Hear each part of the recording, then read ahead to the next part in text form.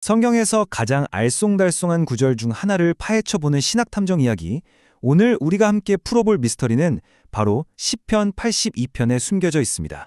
이 사건의 중심에는 바로 이 한 구절이 있습니다. 내가 말하기를 너희는 신들이며 다 지존자의 아들들이라 하였으나, 아니 잠깐만요. 성경은 유일신을 말하는데 너희는 신들이다 라니요? 정말이지 아주 당혹스러운 순간이죠. 자, 바로 이 지점입니다. 유일신 사상의 핵심인 성경에서 어떻게 이런 표현이 나올 수 있었을까요?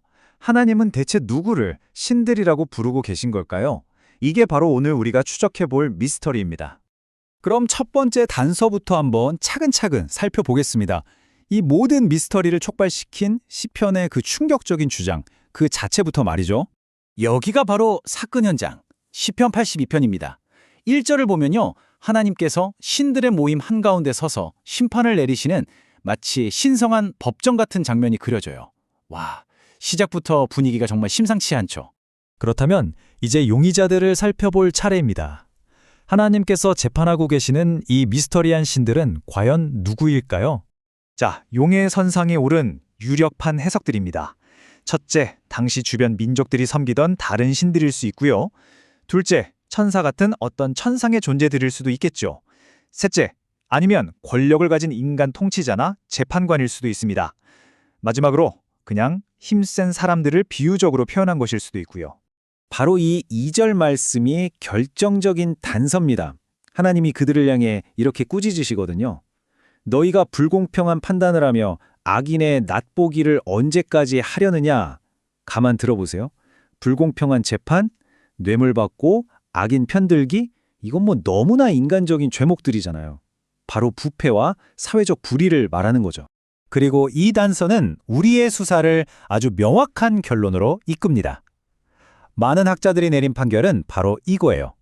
여기서 신들은 신적인 존재가 아니라 직책을 나타내는 칭호라는 겁니다.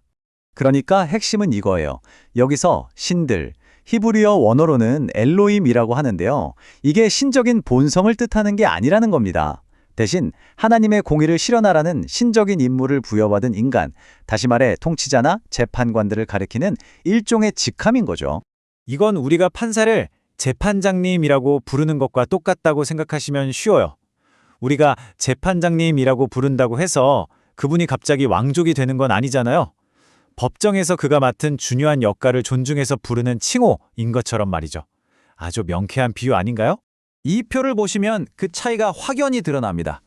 한쪽에는 그들의 기능, 즉 하나님께 위임받은 역할 때문에 신들이라는 엄청난 칭호로 불렸어요.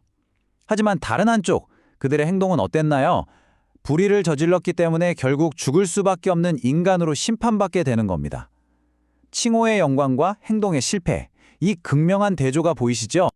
그리고 그들이 인간이라는 판결에 쐐기를 박는 결정적인 증거가 바로 7절에 나옵니다.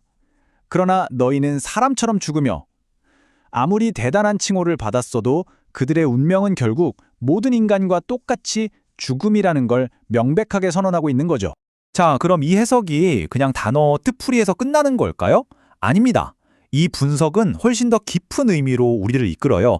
바로 신들로부터 아들들에게로 이어지는 거대한 신학적 흐름에 대한 이야기입니다. 이 시편이 우리에게 주는 핵심 교훈은 결국 이거예요. 위대한 힘에는 신성한 책임이 따른다. 신이라는 칭호는 권력자들에게 그냥 주어진 게 아니었습니다.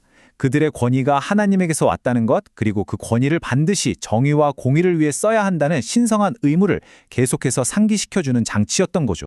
시편에 나타난 심판의 과정은 아주 명확합니다. 첫째, 불의한 통치자들이 먼저 심판을 받고요. 둘째, 그들의 땅에서의 권위는 모두 박탈됩니다.